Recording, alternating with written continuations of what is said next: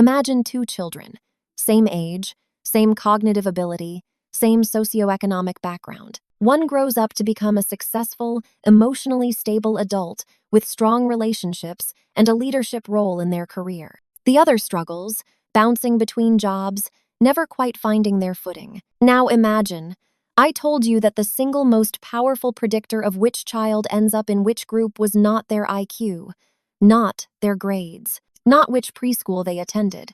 It was whether they did chores at age 3 and 4. That is the conclusion of one of the most rigorous longitudinal studies ever conducted on child development, and it should change how every parent thinks about what their children are truly capable of. Dr. Marty Rossmann at the University of Minnesota spent over 25 years analyzing data from a study that followed 84 children across 4 life stages: preschool, elementary, adolescence, and their mid-20s. One question drove the entire project. What, if anything, from the earliest years could predict adult success? Rossmann controlled for family income, parental education, family structure, and educational opportunities. And after controlling for all of them, one factor stood alone. Children who participated in household tasks starting at age 3 and 4 were dramatically more successful as adults on every measure: educational attainment, career achievement, relationship quality, financial stability. The ones who started chores earliest did best. The ones who started later did less well. The ones who did no chores consistently lagged behind. Rossmann called it the single best predictor she had found in over 2 decades of research. Let me translate those findings into specific numbers. Children with regular chore experience showed an 18% higher grade point average, 31% higher task completion rate, and brain assessments revealed a 23% improvement in the 3 core domains of executive function: working memory, cognitive, flexibility, and inhibitory control. These are not minor improvements. These are the foundational cognitive skills that determine how children process information, solve problems, and manage their own behavior. Chores, it turns out, are a form of brain training no app has ever replicated. The longitudinal data followed these children all the way into adulthood. Adults who had done chores reported 27% higher job satisfaction. They were 40% more likely to be in leadership positions by age 35. They showed 35% better relationship satisfaction and much more equitable division of household labor in their marriages. Think about that. Children who did chores grew up to be adults who naturally shared household responsibilities with their partners. The pattern they learned at age 3, that everyone contributes, carried forward into how they built their own families. And here is perhaps the most striking finding. These adults were 42% more likely to assume leadership roles not just at work, but in civic and community organizations. Doing chores as a child did not teach them to be obedient workers. It taught them to be proactive, contributing members of every community they entered. So why do chores have such a profound effect? 3 foundational theories from developmental psychology explain what is happening in a child's brain when they set the table or sort laundry. First, Vygotsky's zone of proximal development teaches that children learn best when given tasks slightly beyond their current ability, hard enough to stretch them, but achievable with guidance. A 3-year-old cannot cook dinner, but they can carry spoons to the table. Each small task pushes them just beyond their comfort zone, and each success builds real competence. Second, self-determination theory, developed by Deci and Ryan, proposes that all humans have 3 innate psychological needs: autonomy, competence, and connection.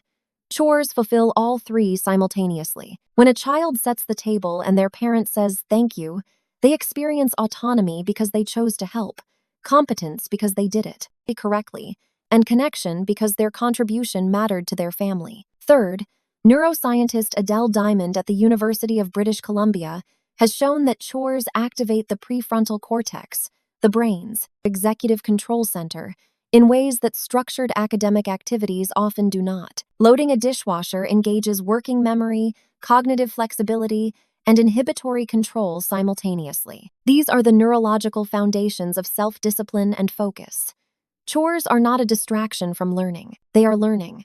Now contrast this with how most Western children are being raised. The average American child spends less than 30 minutes per week on household chores, down from over 2 hours per week a generation ago. Meanwhile, Time on structured activities and screens has skyrocketed. We do the chores ourselves because it is faster. We hand our children tablets because that keeps them occupied. And we tell ourselves we are giving them a better childhood. But the data tells a very different story.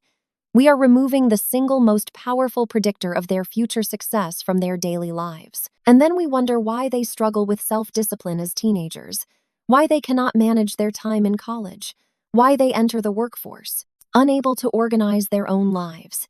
This is where Norway enters the story. Because if Rossmann's research tells us chores predict success, Norwegian parenting culture shows us what it actually looks like when an entire society organizes itself around that principle. Co-insider Nyla and Arion, a brother and sister in Stavanger, Norway. Nyla is 10, Arion is 8. They finish school at 1:30 p.m. and walk home by themselves. They let themselves in with their own keys. They make their own food. Then they do homework, practice piano, and complete their household tasks. Their parents will not be home for hours. This is not a special arrangement. This is normal. They have been walking to and from school alone since age 6. Nyla received her own chef's knife for her 8th birthday and now cooks dinner for the entire family one night a week. She plans the meal, prepares the ingredients, and manages the timing at 10 years old. And here is what I want you to notice. Nyla and Arion are not anxious. They are not overwhelmed. They are confident, capable, and move through their world with a quiet competence most teenagers in other countries have not yet developed. This is woven into Norwegian culture at a level so deep that most Norwegians cannot understand why anyone would do it differently. Norwegian kindergartens include food preparation as part of the daily curriculum. Children as young as 3 help prepare meals, set tables, and clean up.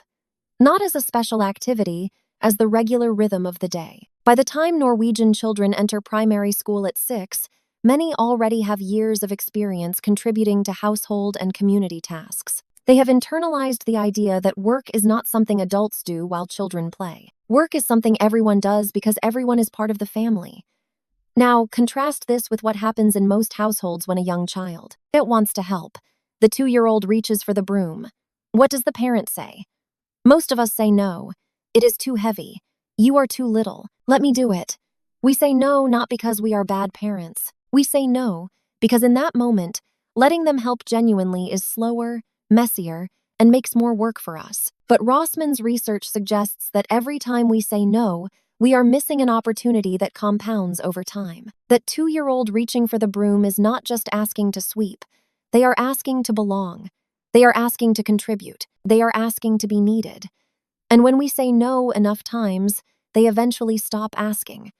They learn that their contribution is not wanted. And that lesson, repeated over years, becomes the foundation of a very different kind of adult.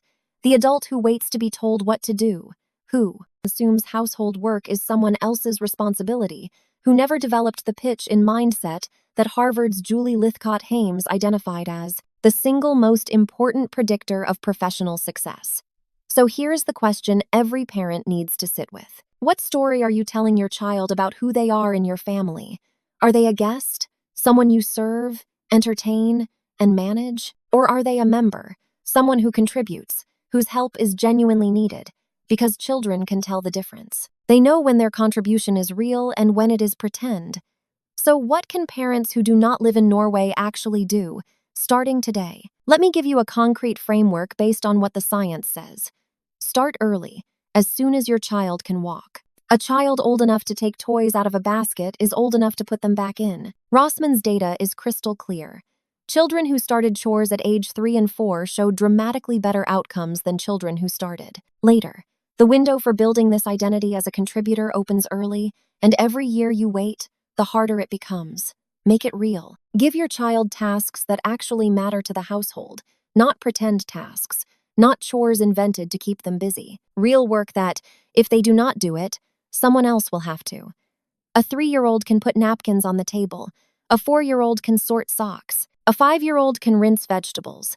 A 6-year-old can set the table completely. A 7-year-old can make their own breakfast. An 8-year-old can cook a simple meal with supervision. These are not extraordinary expectations. They are age-appropriate responsibilities that every child is capable of handling. Do not reward. This is the most counterintuitive and most important finding. Paying children for chores undermines the very thing you are trying to build. The goal is intrinsic motivation. The child who cleans their room because they are a member of the family and members contribute. When you introduce money, you transform contribution into transaction. Chores are about membership. Allowance is about learning to manage money. Two different goals, two different systems. Let them fail. Norwegian parents understand something that makes many Western parents deeply uncomfortable. Failure is not just acceptable, it is necessary. When a child sets the table and forgets the forks, the parent does not jump up to fix it. The child notices when everyone sits down to eat, and the child retrieves the forks. This is not punishment. This is natural consequences. The child learns that their contribution matters, and that doing it carefully matters, not because an adult told them, but because they experienced the consequence directly. And finally, do not overschedule. Norwegian children have unstructured time. They have space to be bored, to figure things out, to take initiative. A child whose every minute is filled with lessons and practice and enrichment has no opportunity to look around the house and think, what needs to be done? The ultimate goal is not a child who completes a checklist because a parent assigned it. It is a child who develops the internal drive to contribute because they have the time and space to notice what needs doing. The science is clear. The cultural model exists and has been working for generations. The only question left is what you are going to do with this information. Every day, in small moments all over your house, your child is giving you opportunities to invite them in or to push them out. They reach for the broom. They ask to help cook. They want to pour their own milk even though it might spill. These moments are small and easy to miss. But Rossmann's research suggests that the accumulation of these small moments, repeated thousands of times over years, determines the trajectory of a life. The child who is told yes grows up to be the adult who steps forward. The child who is told no grows up to be the adult who waits to be told what to do. This is not metaphor. This is longitudinal data. Your child will not remember the specific tasks you gave them at age 3. What they will remember, what their brain will encode at a level below conscious memory, is the feeling of being needed, of being capable, of being someone whose contribution matters. That feeling becomes the foundation of their identity, and that identity determines everything that follows. The Norwegians have a word for what they are building. It translates roughly to everyday competence. The quiet, unflashy ability to handle your own life, to cook your own dinner, to be a person other people can count on. This is not about raising prodigies or maximizing test scores. It is about raising humans. The research says the best way to do that is to give them real work, start early, and trust them to rise to the challenge.